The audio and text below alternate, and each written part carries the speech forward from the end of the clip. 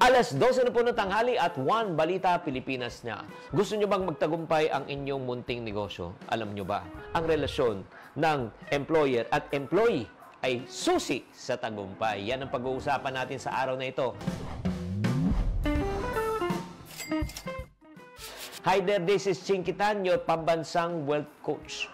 Bakit mahalaga na magkaroon po ng magandang relationship sa pagitan ng employee and employer? Bakit po? Kasi ito po, pag masaya ang employee, happy employees, happy employers. Oo. Productive employees, productive employers. Kung may respeto at tiwala sa isa't isa, nagiging smooth ang working environment. Madali ang pag-uusap, masaya ang lahat, parang isang pamilya, di ba, mataas ang moral, at syempre, maganda ang resulta para sa kumpanya.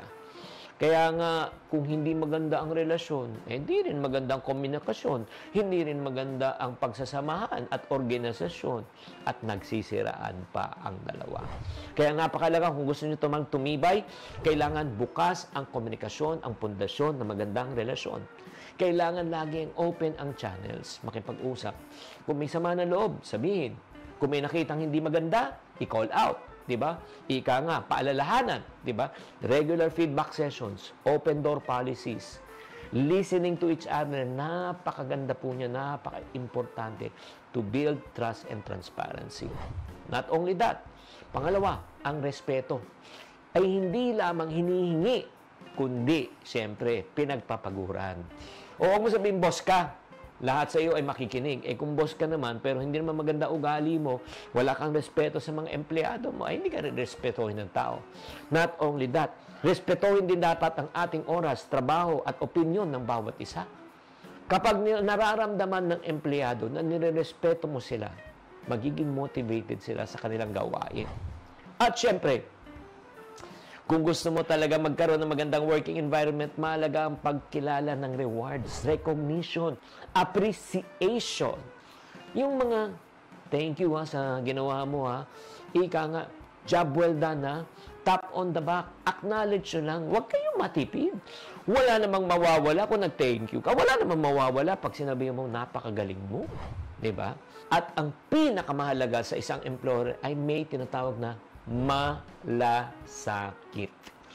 Kung may malasakit po tayo sa mga nagtatrabaho po sa atin, nagpo-produce po ito ng sense of belongingness, security.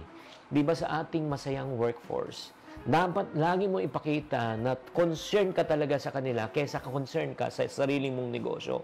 Lalo na pag may pinagdadaanan po sila. Stress, problema at personal challenges. Tatandaan, people do not care how much you know until they know how much you care. Sa huli, ang tagumpay ng kumpanya ay nakasalalay sa hindi lang isang tao, kundi sa buong grupo. Kaya kung masaya ang empleyado, masaya rin ang amo. Tatandaan, tamang karunungan, tamang disiplina ang susi sa pagyaman.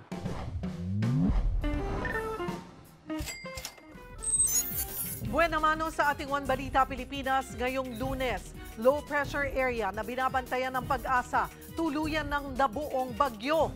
Bago yan, kalalabas lang na bagyong Perdi, nag-iwan ng 6 na patay.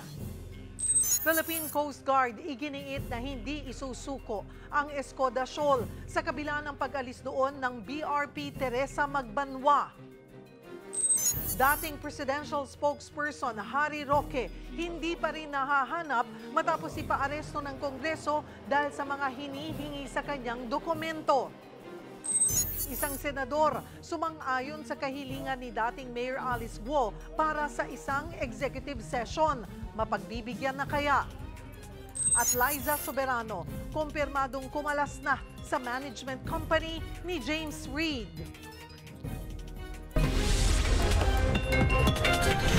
Balitang mainit-init pa! Balita Pilipinas. Yan ang latest sa showbiz sikahan. Ngayong tanghalian, kasalo si Cheryl Cose. One Balita Pilipinas!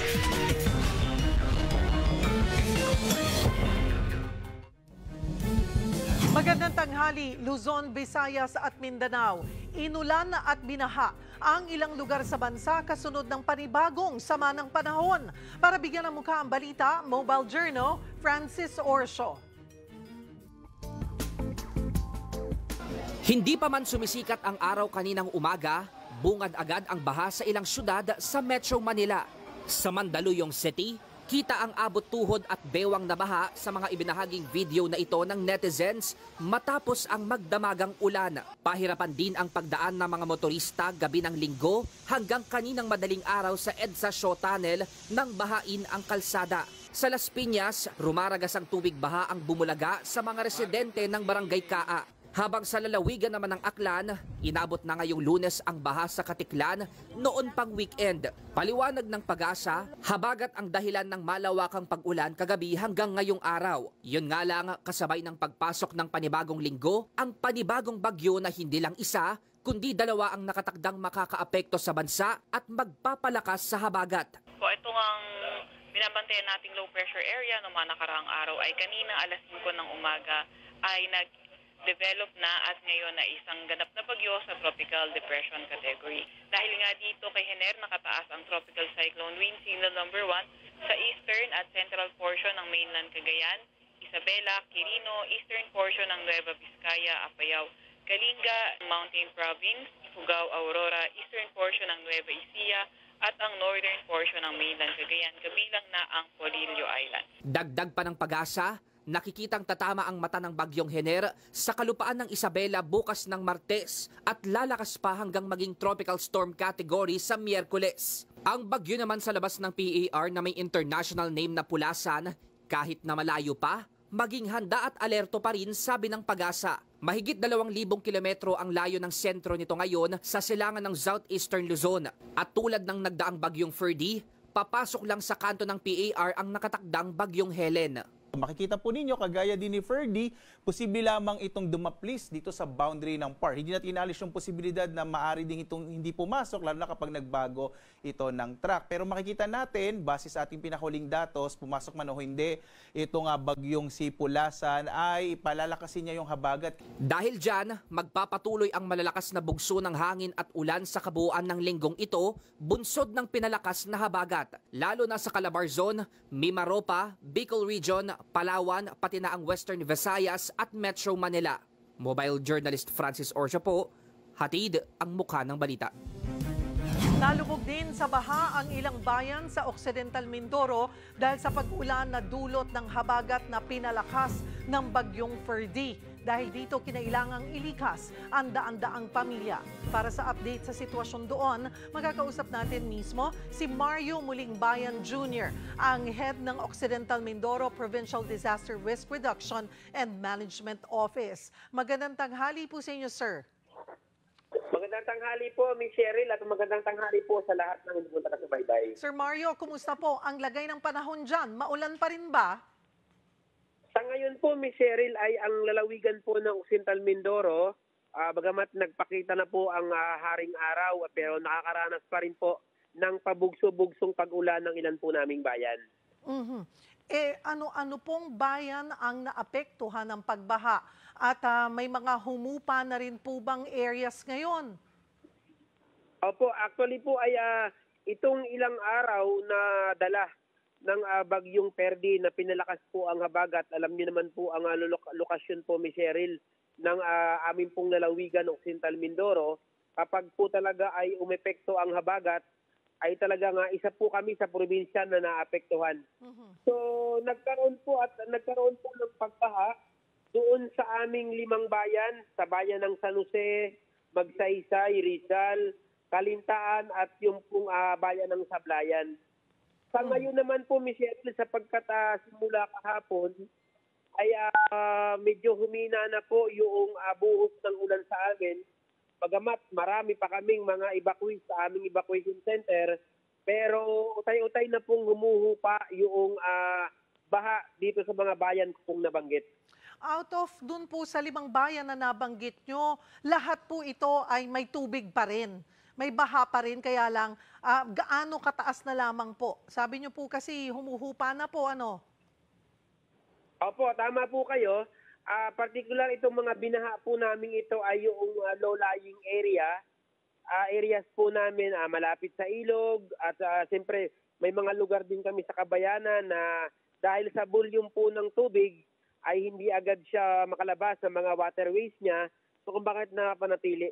So malaki na po ang pinagbago ng paghupa ng tubig sapagkat sabi ko nga ay hindi na ganun kadalas o hindi na ganun kabigat ang ibinubuhos pong ulan sa mga bayan po na aming nabanggit na nakaranas po ng pagbaha.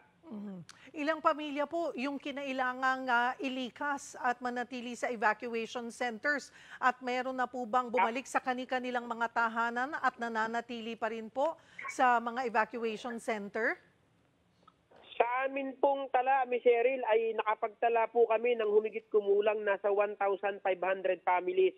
Dito po sa mga bayan pong aking nabanggit na umabot po ito ng 5,500 plus individual.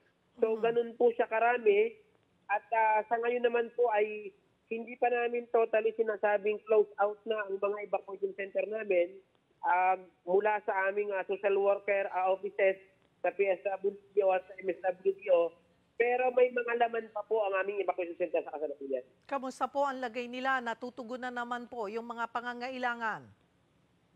Opo, sa ngayon naman po, tayo naman sa DRRM, hindi lamang po ito tungkulin ng DRRM offices, but tungkulin po ito ng konseho ng council, ng DRRMC, ng MDRRMC, ng PDRRMC. Sapagkat sa magandang pagkakataon ay kapag ang mga tao po natin, mga kababayan ay napunta sa evacuation center, so meron po agad tayong established dyan na community kitchen. At nagtutulungan po yan mula barangay hanggang pamahalang panlalawigan po. May naitala po bang any casualty sa Occidental Mindoro po, sir? Sa ngayon po, Ms. Cheryl, ay wala pa po tayong naiulat at yan yung po yung pinagkapasalamat natin na talaga yung maagap nating informasyon ay pinapakinggan na sinusunod po ng ating mga kababayan kung bakit maiiwasan natin ang magkaroon po ng casualty sa pag may maganda pong sama ng panahon. So sa mga oras po na ito, zero casualty po sa Occidental Mindoro, Apo. Sir Mario. That's good news. Apo. At may naiulat din po, Sir Mario, na gumuhong dike daw sa bayan ng Kalintaan. Kamusta po ito at ano na ang naging aksyon dito ng lokal na pamahalaan? So dahil malakas pa, Ms. Cheryl, actually meron po uling ulat ngayon na dahil nag-iikot na po yung aming tinatawag na RDNA, Rapid Assessment and Damage Needs Analysis Team. So pagka kasi humupa na ang panahon at gumanda na po yung panahon, agad pong umiikot yung ating RDNA team sa province, sa munisipyo.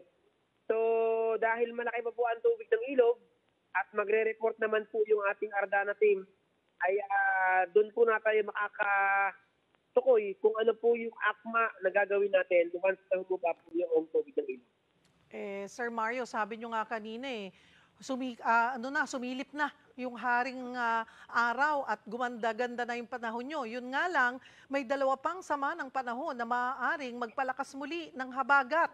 Paano nyo po ito pinaghahandaan ngayon? Yun nga po, Ms. Cheryl, ang nakakalungkot at kailangan po namin lalo sa maging handa sapagkat dalawa pa po itong namataan ng pag-asa. So kung bakit po ay dati pa rin nakapreposition po yung ating mga resources sa lahat ng mga area na dapat ay binibigyan po natin ng karampatang abiso, karampatang aksyon. Tuloy-tuloy pa rin po yung ginagawa natin sa tanggapan na pagmumonitor at pagbibigay ng mga babala. So sabi ko nga kanina ay talaga pong ang lalawigan ng Occidental Mindoro ay lagi po kapag habagat ay apektado kung bakit talagang ang paghahanda po ng bawat sangay mula barangay, mula munisipyo hanggang pamahalaan panlalawigan po ay talaga pong hindi tayo tumitigil at naghahanda sa parating ulit na dalawang sama ng panahon. Siguro mensahe sa mga taga-Occidental Mindoro. Yun po ang lagi namin sinasabi po ng aming ganadong gobernador, PDRMC Chairman Gobet Gadiano, ang lagi po naming habilin, Ms. Cheryl, ay bida po dapat ang handa. So dapat po tayo makinig sa mga paalala po ng mga ahensya na may kaugnayan sa ganito pong pagsubok at ingatan po natin ang ating sarili. Sapagkat pangunahin po ay napakahalaga ng buhay at tayo po ay magtulong-tulong at magsama-sama sa lahat po ng pwede nating kaharaping pagsubok. Salamat po, Ms. Cheryl. Marami rin pong salamat sa inyong oras. Mag-iingat po kayo dyan. Occidental Mindoro PDRRMO Head Mario Mulingbayan Jr. At kaugnay naman ng bagyong Hener, magkakausap natin sa linya ng telepono si Pag-asa weather forecaster Alzar Aurelio. Magandang tanghali sa iyo, Alzar. Magandang tanghali po din niyo, Baby Sherry Cosid. Good evening po sa lahat ng taga-subaybay. Okay, ilang sama ng panahon ang ating binabantayan ngayon, Alzar? Well, bali tatlo. Isa yung bagyong Hener, Southwest Monso o Habagat. Yung pangatlo, yung nasa labas po ng ating Philippine Area of Responsibility, si bagyong na may international name Pulusan. Ano po ang international name ulit? Pulasan po, Pulasan. Pulasan. Opo. Okay, tapos ang ating hanging Habagat. Okay, unahin po natin si Hener. Ano po ang update kay bagyong Hener? Si bagyong Hener ay isa siyang tropical depression. Ang nakasanghang nito ay maabot sa 55 kilometers per hour. Kumikilos ito o inasang kikilos ito January westward at maring maglandfall ito sa bakitan ng Isabela Aurora area pagdating po ng Miyerkules o sa Huwebes. Sa ngayon ay nakataas ang tropical cyclone wind signal number 1 sa Cagayan, Babuyan Islands, Isabela, Quirino, Nueva Vizcaya, Apayao, Kalinga, Abra, Ifugao, Mountain Province, Benguet, Ilocos Norte, Ilocos Sur, La Union, Pangasinan, Zambales, Tarlac, Nueva Ecija, Aurora, at sa northern portion ng Quezon. Dahil sa bagyo, may inaasahan namang malalakas na pagulan sa northern central Luzon, lalo na po sa mga lugar po na sa ilalim ng tropical cyclone wind signal number 1. Okay, so ngayon po, signal number 1 muna nakataas. Sabi nyo ay inaasahan itong tumama, mag-landfall by Wednesday or Thursday. So habang nasa dagat po ito, ine-expect pa po bang lalakas pa ang tropical storm? Into a tropical storm, itong si Tropical Depression Hener? Opo, possible po na lumakas ito habang lumalapit ito sa kalupaan at ng mataas po na kategoryang umaabot niya habang ito'y bago mag-landfall ay bago lumabas ng PAR ay tropical storm po. Okay. Kung sakali man po, sabi nyo it's moving westward, Alzar, tatama ito ng Isabela Aurora area. Pagtama nito, pag landfall, ano pa yung mga probinsyang kailangang magbantay? Ano yung mga dadaanan nito, yung forecast track? Well, unang sa lahat, itong nasa lugar po na sa ilalim ng tropical cyclone wind signal number 1. Ang mga mostly po na maapektuhan base sa ating forecast track ay ang northern at central Luzon po. Northern and central Luzon. And hanggang kailan po natin mararamdaman itong si Hener sa bansa? Inaasahan po lalabas ng PAR ay posible po sa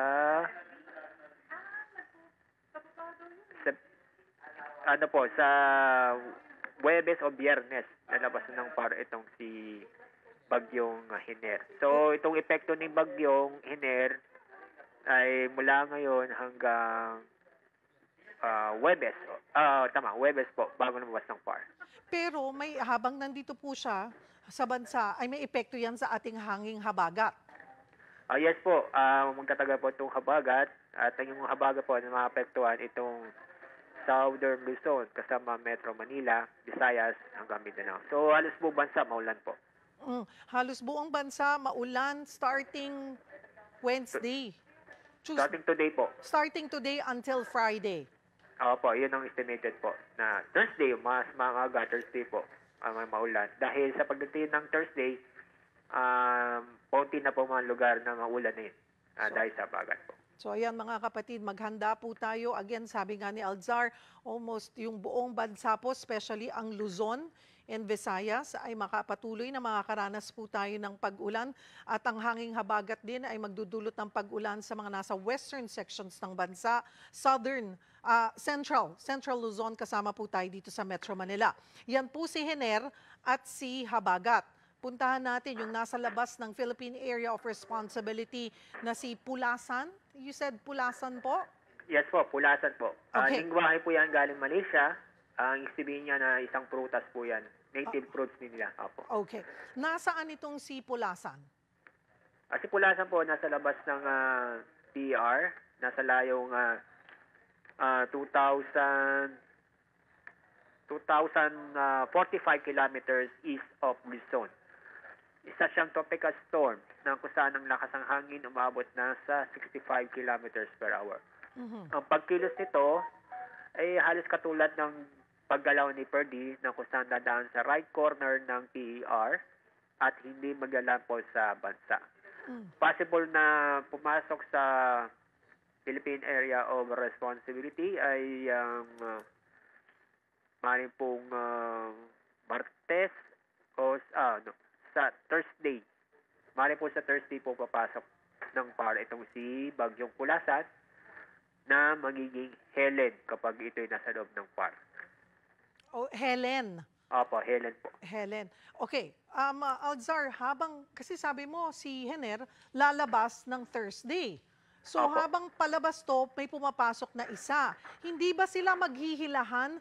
Wala ba yung chance nun? Kasi ang layo pa, nasa dagat pa itong si Pulasan. Habang nandyan sa may Pacific Ocean, posibleng pagpasok nito sa ating bansa ay mas malakas na bagyo? Sa basis po ng data natin nakalap, malabo o mababang chance na magkaroon ng interaction o tinatawag ng Fujiwara effect. That's good. So, patuloy itong lalabas ng PAR. Itong pagdating ng Thursday ay inaasahan po nasa labas ng PAR ng Hiner at hindi ito ma-influensyahan o hindi maabutan ni bagyong na magiging Helen kapag ito'y pumasok sa PAR. Alright. Pero magkakaroon ba siya ng epekto sa ating panahon? Direktang epekto mula sa bagyo magiging Helen yung wala po, pero yung hatakin ito pa rin ng habagat. So, paglabas ni Hener, may habagat pa rin dahil hilahin pa ni bagyong na magiging Helen. Alright. Siguro paalala sa ating mga kapatid, sa ating magiging panahon sa buong linggo. Opo, patuloy pa rin tayo mag-iingat at maging alerto dahil nandiyan pa rin po ang banta ng pagbaha at pagguho ng lupa. Lalo po sa Luzon at Visayas, especially po lalo din sa may western section nito, dulot ng habagat sa Occidental Mindoro Provinces, Palawan, Western Visayas, Negros Islands region. At dahil naman sa bagyong Hener, halos buong Northern Luzon at Central Luzon na nakita natin, merong inaasang malalakas na pag-ulan. Maraming salamat for the update, Pag-asa weather forecaster Alzar Aurelio.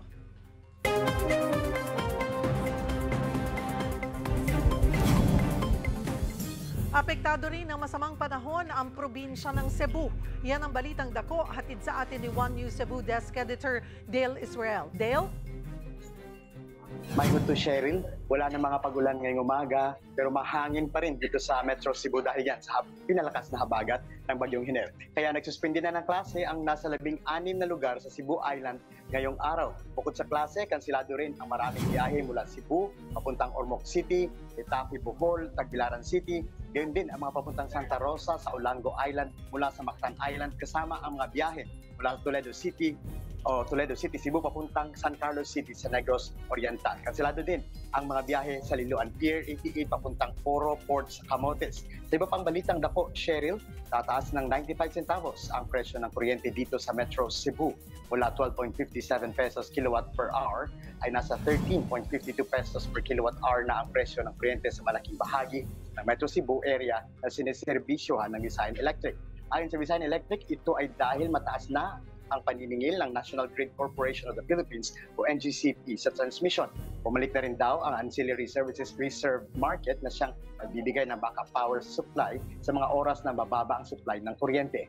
Hapon naman, Cheryl, binuksan ang ika-32 Cebu Press Freedom Week kung saan nagtitipon-tipon ang lahat ng mga namamahayag sa Cebu kasama ang kanilang mga media outlets. Sa Cebu lang may Press Freedom Week sa buong bansa kung saan may unity ang mga media outlets sa paglikha ng sari-saring forum, training at iba pang mga aktibidad para maprotektahan ang mga mamamahayag. Sinagsagawa ito tuwing ikatlong linggo ng Setyembre kung saan mapasok ang September 21, ang araw ng nagdeklara ng martial law sa Pilipinas noong 1972. Kasama sa mga aktibidad kahapon ay isang Press Freedom Run, yan naman dito sa Quest Hotel ay isang forum kung paano maintindihan ng mga mamahayag ang proseso sa power rates at mga problema sa power supply ng bansa. Bukas naman ay may forum para sa content creators at meron ding forum on mental health na pangungunahan ng The Freeman at University of the Visayas. Habang sa Miyerkules ay may diskusyon sa cyber libel at marami pang ibang mga training na magagamit ng mga mamahayag dito sa Cebu. Kinangatong mga balitang dako karong adlaw, gikan din sa Cebu City. Balik sa iyo, Cheryl. Daghang salamat, One News Cebu Desk Editor Dale Israel. Sa iba pang balita, nabulabog ng sunog ang Philippine General Hospital sa Maynila kaninang alas 6 ng umaga. Naapektuhan ng sunog ang audio-visual room at outpatient department ng ospital. Pero agad namang nailika sa mga pasyente. Tumagal ng mahigit 1 oras ang sunog bago naapula. Walang naiulat na nasaktan pero palaisipan pa sa mga otoridad ang mitsa ng apoy. Sa Tondo naman, walang pasok ang isang paaralan ngayon dahil sa nasunog na residential area. Nahirapan ang mga bumbero dahil makikitid ang kalsada.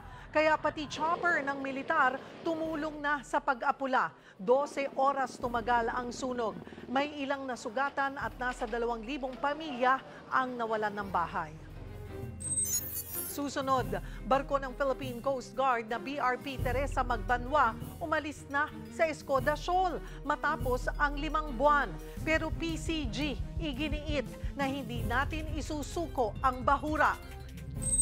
Mga late registrants para sa birth certificate ng Philippine Statistics Authority, i-require na ring magparehistro muna para sa national ID.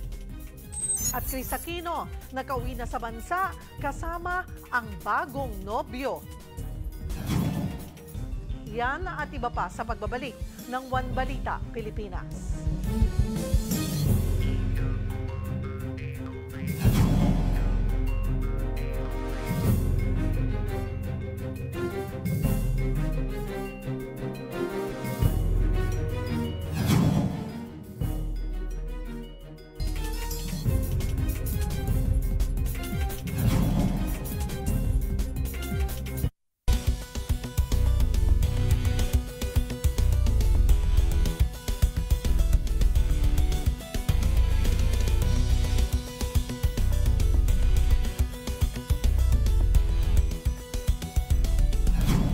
Suportado ni Senator J.V. Ejercito ang hiling ni dating Bamban Tarlac Mayor Alice Guo na executive session para isiwalat ang kanyang mga nalalaman sa iligal na pogo. Ayon sa senador, posibleng may mas malalaking tao pa sa likod ng dating alkalde. Kaya mainam daw na pakinggan at pigain si Guo sa secret session. Una nang umapila si Guo ng executive session dahil ayaw niyang sabihin sa publiko ang kanyang mga nalalaman dahil sa banta umano sa kanyang buhay. Pero hindi ito basta pinaniniwalaan ni Senator Riza Ontiveros at Senator Jinggoy Estrada, lalo't dati na rin daw nagsinungaling ang dating alkalde. Sa kabila ng issue, kinumpirma naman ng kampo ni Guo na balak niya ulit tumakbo sa pagka-mayor ng Bamban sa susunod na taon. Pero iaapila muna nila ang dismissal order ng ombudsman. Natuklasan ng Philippine Statistics Authority o PSA ang hindi tamang pag-i-issue ng birth certificates sa mga foreign national ng 15 local civil registrars. Kasunod ito ng issue sa maanumalyang pagkuha ng birth certificate ni dismissed Bamban Tarlac Mayor Alice Guo. Dahil dito, apektado ang late birth registration system sa bansa, lalo't papalo sa 3.7 million na Pinoy ang wala pang birth certificates. Kaugnay niyan, magkakausap natin si Engineer Mariza Bince Grande, Assistant National Statisticam ng PSA Civil Registration Service. Magandang tanghali po sa inyo, ma'am. Magandang tanghali, Sherry, at sa lahat po ng nakikinig at nanonood po sa atin ngayon. Ma'am, ano na po yung aksyon ninyo dito nga sa natuklasan na irregularidad sa pag-i-issue ng birth certificate sa foreign nationals? Okay. Well, nag-review tayo ng ating mga process dahil nakita natin na medyo relax yung previous na mga processes natin. Nag-issue po tayo ng mga supplemental guidelines para sa delayed registration. mga mandatory para masiguro natin na yung i-rehistro ng ating mga civil register ay tama, accurate, at yung totoong identity ng person. So gaano po karami ulit na foreign nationals ang nadiskubre natin? Well, sa ngayon, Cheryl, nasa more than 1,500 plus na po yung na-discover po natin na mga irregular na na-register sa ating mga civil registers gamit yung process ng delayed registration. So, yun nga, 15 local civil registers ang amin na pong naimbestigahan. At ang mga ito ay bilang administrative process po namin ay file na po kami ng blocking sa aming system para hindi na po sila makakuha ng kopya. But nag-coordinate na rin po tayo sa Office of the Solicitor General para sa cancellation po ng kanilang mga birth certificate. Okay, 15 registrars pa lamang po ang ating nadidiscover. So ongoing pa rin po ba yung pag-check? Ongoing po, ongoing yung ating checking. Kasama po, interagency po ito. No? Nakaka-receive tayo ng mga validation or verification reports mula sa iba't ibang ahensya. Kasama dito yung BFA, yung NBI, yung Bureau of Immigration at iba pa. So ito ay sinusundan po natin at nagkakandak po kami ng mga fact-finding investigation. So yung 18 na Certificate of Live Birth ng mga foreign national, ito po yung na-endorse na po natin sa OSG para sa cancellation ng kanilang record sa korte. Bakit po nakakapag-rehistro ng ganun? Ang isang foreign national process, meron naman po tayo, Cheryl, established na policy na inilabas ng ating pong Civil Registrar General. Unfortunately, makikita natin dun sa aming investigasyon na may irregular process, meaning kulang ang mga requirements aside from the fact na may mga maling informasyon na dineclare nila. So for example, kahit naman totoo na pinanganak sa Pilipinas, but there are some na mga kumbaga, ina-assume na identity.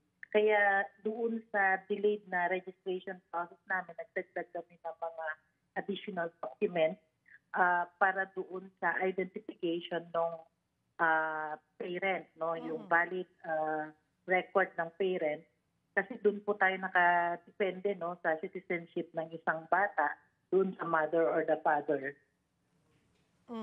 Okay, ulitin lamang po natin. Ano na po yung idinagdag or bagong doon sa, kasi nasa 3.7 million na Pinoy pa ang walang birth certificates. So lahat po ito, hindi lamang, ito na po yung magiging bagong proseso ng pagkuha. Paano po ulit, ma'am? Doon sa additional na guidelines, meron tayong mga mandatory requirements. Isa dyan yung pag-register sa national ID. Dahil kinukuha po natin dito yung mga biometrics, at saka yung mga iris aside from demographic. So, minandatory na natin yan sa ating mga kapwa-Pilipino.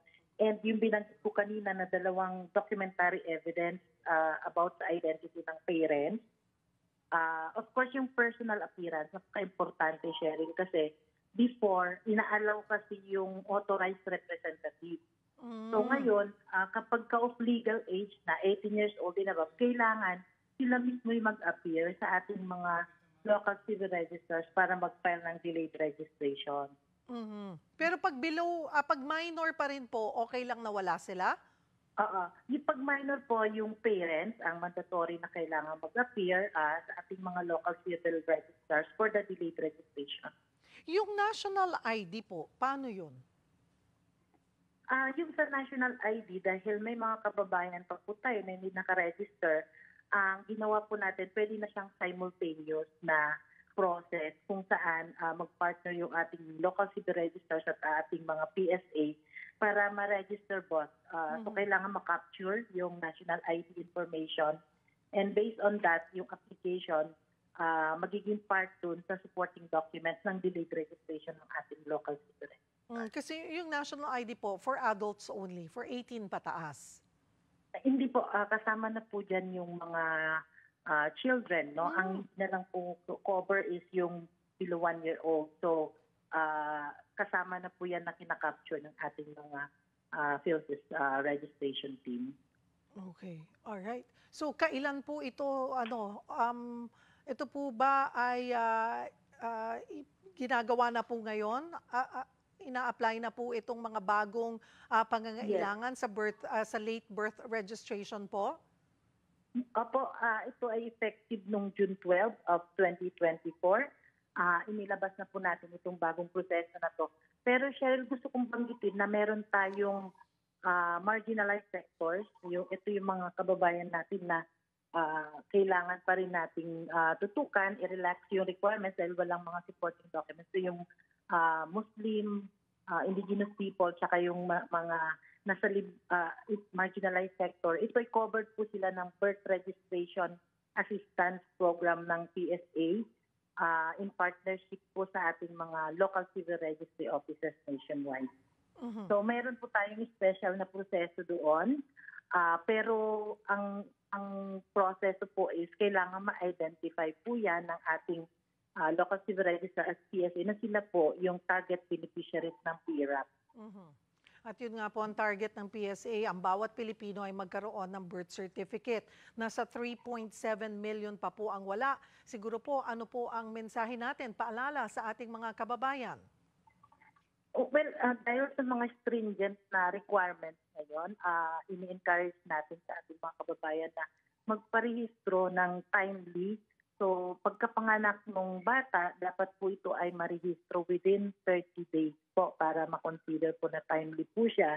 And ano naman po yan, pre-registration naman po ito pag timely registration. And of course, para hindi na sila mahirapan sa pag-prepare ng mga supporting documents para sa delayed registration. Maraming pong salamat sa inyong oras, Engineer Mariza Grande, Assistant National Statistician ng PSA Civil Registration Service.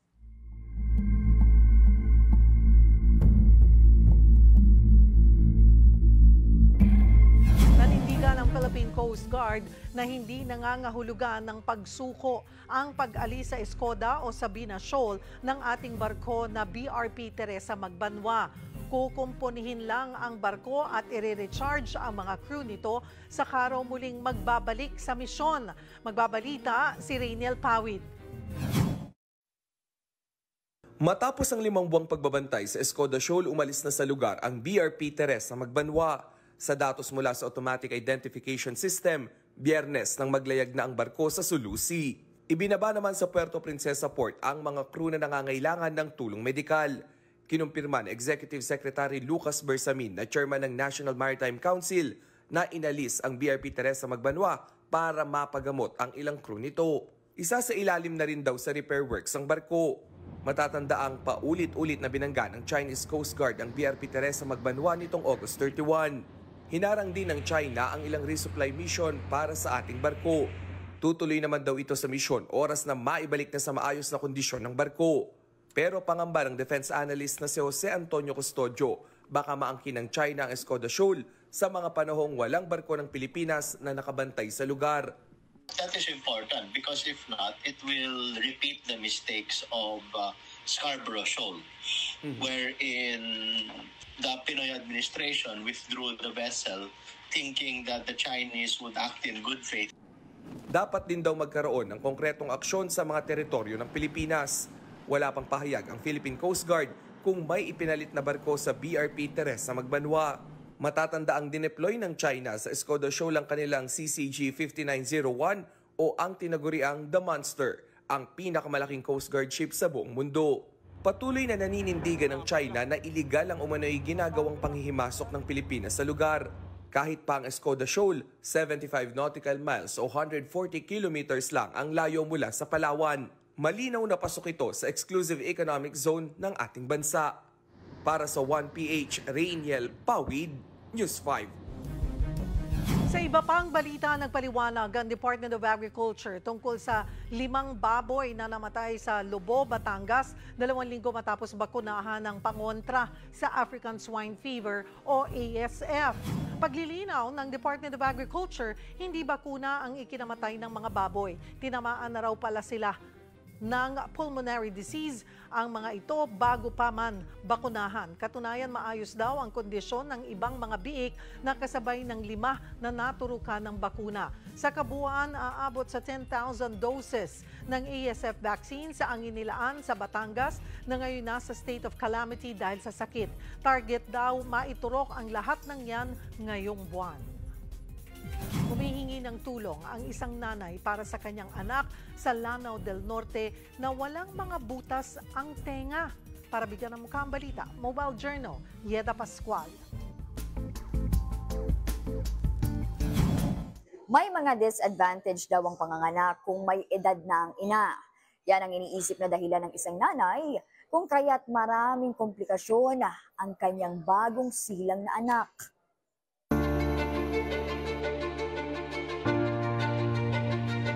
Walang butas ang parehong tenga, pero may 2 butas ang alangala at may butas pa sa puso. Yan ang kondisyon ng isang buwang gulang na anak ni Nanay Herveline Almedras ng Lanao del Norte. Yun ang sabi ng doktor na marami na kasi yung anak ko, yun. Manipis na daw yung mattress. 45 anyos na si Nanay Herveline at pang-8 anak niya na si Baby Rain. Ayon kay Dr. Richard Mata, isang pediatrician, ang ideal age para manganak ang isang ina ay edad 20 hanggang 30. Kapag pumalo na kasi sa 35 pataas, may ituturing na daw itong high-risk pregnancy. Huwag po kayo mag-worry kahit may edad na kayo nagbuntis. Dinidiscuss lang natin yung research na sinasabing mas may ganitong napapansin sa mga may older age na nagbubuntis. But itong mga bagay na ito ay sometimes nangyayari talaga kapag mas may edad na.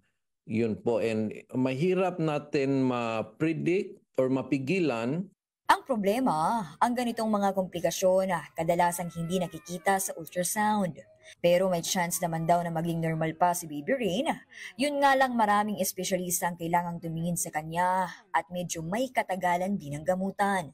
Kung hindi siya makorek, pwede kasing humina din yung resistensya ng bata kasi in comparison sa atin, kunyari atin, yung airways natin ay normal, maganda ang pasok ng hangin. Pero kung kunyari merong mga konting bara or mga hindi katulad ng normal, pwede po yung nakakahina ng resistensya.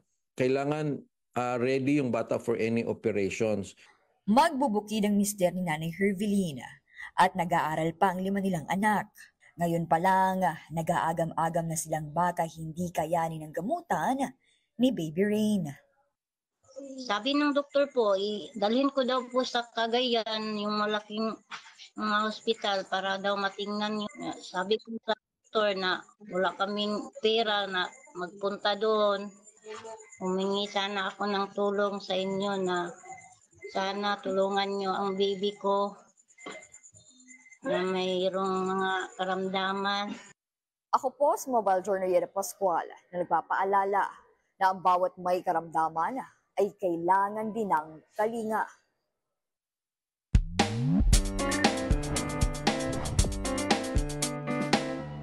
Magandang tanghali mga kapatid. Nakaimbento ang ilang graduate ng De La Salle University ng isang aparato kung saan pwede mong makita kung ano ang nasa ilalim ng lupa. Resistivity Acquisition and Monitoring of the Underground o RAMON ang tawag dito na nanalo ng James D. Zorn Award ngayong taon.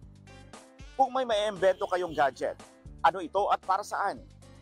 Tara samahan niyo ako at magtatanong tayo dito.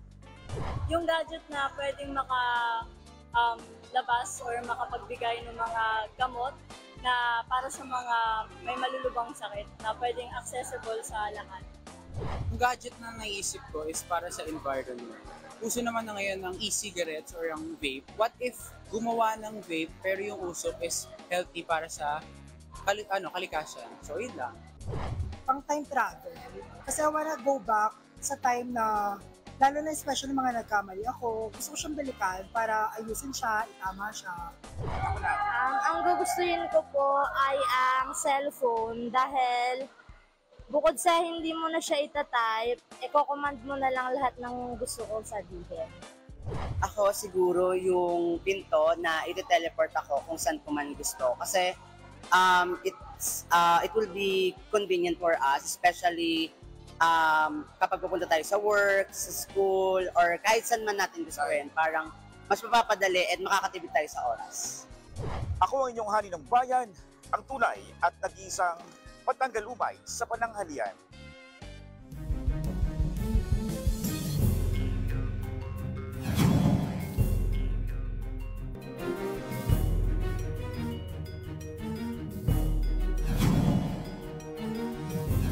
Hindi pa rin mahagilap ng mga otoridad si dating presidential spokesman Harry Roque matapos ipa-cite in contempt ng Kamara noong nakaraang linggo. Ayon sa Kamara, naisilbi na ang arrest order sa law firm ni Roque sa Makati noong Biyernes pero wala siya sa opisina kaya nagdesisyon na ang NCRPO at CIDG na magsagawa ng manhunt operation. Nagugat ang pagpapaaresto kay Roque nang hindi siya magsumiti ng mga papeles na pinasabina ng Quad Committee. Idinadawit kasi siya sa operasyon ng ni-raid na Pogo sa Porac, Pampanga. Pero dati nang itinanggi ni Roque na hindi siya abogado ng Lucky South 99. Nasa tuktok na ng standings ng UAAP Men's Basketball ang LaSalle Green Archers matapos talunin ang karibal nila na Ateneo Blue Eagles sa Mall of Asia Arena kahapon. Literal na tapatan ng Green versus Blue ang tema ng laban kahapon pero nanaig ang mga taga-Taft matapos umalagwa ang LaSalle sa third quarter. Hindi na nakabawi ang Ateneo kaya nasungkit ng LaSalle ang panalo 74-61. 3-0 na ang record ng LaSalle habang wala pang panalo ang Blue Eagles. Top performer naman ang reigning MVP na si Kevin Kiambao na gumawa ng 13 points, 13 rebounds at 7 assists. Host ang Pilipinas sa FIVB World Championship sa susunod na taon. Buo ang suporta ng Administrasyong Marcos dyan. Para bigyan ng mukha ang balita, Mobile Journal, Julie Baiza.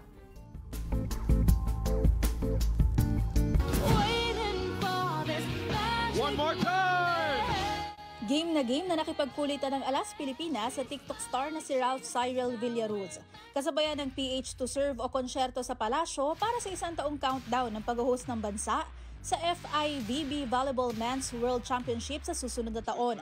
Pagpapakita rin ito ng suporta ng gobyerno at ng bansa sa Men's National Volleyball Team ng Pilipinas.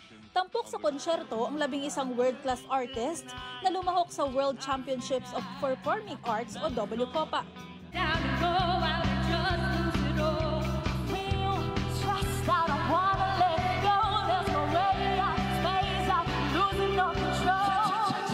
Bukod sa kanila, pinamangha din ni JB De La Cruz na kinilalang una at nag-iisang laserman of the Philippines at ng Electrofire LED and Tron dancers ang audience sa kanilang tech-savvy visual arts. Siyempre, hindi mawawala sa PH to Serve concert ang Alas Pilipinas.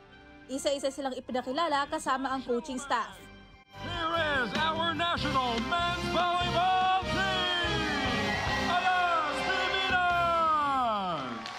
Ayon sa Philippine Sports Commission, mahalaga para sa bansa ang pag-host ng FIVB Volleyball Men's World Championship.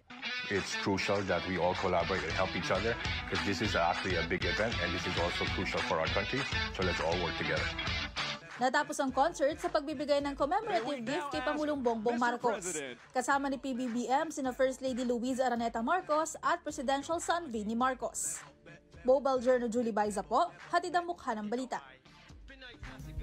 Nagpa-meet and greet naman ang Pinoy pole vaulter at binansagang pambansang boyfriend na si EJ Obiena. Na-achieve din sa event ang goal na makapag-raise ng funds para sa susunod na henerasyon ng Pinoy pole vaulters. Para bigyan ng mukhang balita, Mobile Journal, Denise Valdesancho. Daan-daang supporters ang dumalo sa meet and greet ng nation's boyfriend at world and number 3 pole vaulter na si EJ Obiena. It was a Sunday to remember para sa mga taga-suporta ng Tubong Tondo, Manila na si EJ Obiena sa high-flying hangout event niya kahapon sa Ayala Malls, Manila Bay, Parañaque. Sa libo-libong registrants, 300 ang maswerteng napili for an exclusive meet and greet access. Isinadyan si Weng na nagmula pa sa Marikina. I was so excited. Yeah, kasi syempre, it's once in a lifetime chance probably to meet him in person. And yeah, that's why we're here. And we're so lucky to be part of this event. In a discussion with the athletes, napag-usapan ang unti-unting pagkilala ng mga Pinoy sa sport ni EJ. With all these, like now, pole vaulting being known, such as what Eliza said, this is something that today this will be a core memory for me because this has never been done.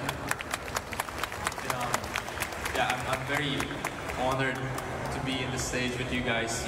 Isa rin sa mga dahilan kung bakit nabuo ang meet and greet ay dahil magsisilbi rin itong fundraiser para sa susunod na henerasyon ng pole vaulters. The reason why I want to do that is because I think that's where we lack. We lack facilities. We lack the opportunity for kids to take into the sport. And as much as we are great, there's probably a few more kids out there in the corner of the Philippines, much more talented, much more gifted, and is probably going to be a much better athlete than all four of us. Hinikayat din ng atleta ang iba't ibang ahensya at pribadong sektor sa bansa na tumulong at makisama. At ang good news, because of these kind people that made this thing possible, we've raised enough funds for me to donate at least three pole vault hits all over the Philippines. And that's not because of me, it's because of you guys. For now, focused muna si EJ sa recovery ayon kay Coach Vitaly Petrov at pole vault legend Sergey Bubka na dumalo rin sa event. EJ needs to recover and after they start to build step by step. Saan mang sulok ng bansa manggaling, magsasama-sama talaga ang mga Pinoy for an all-out sport, all for the love of the game. Global Journal, Denise Valdesancho po, hatid ang mukha ng balita.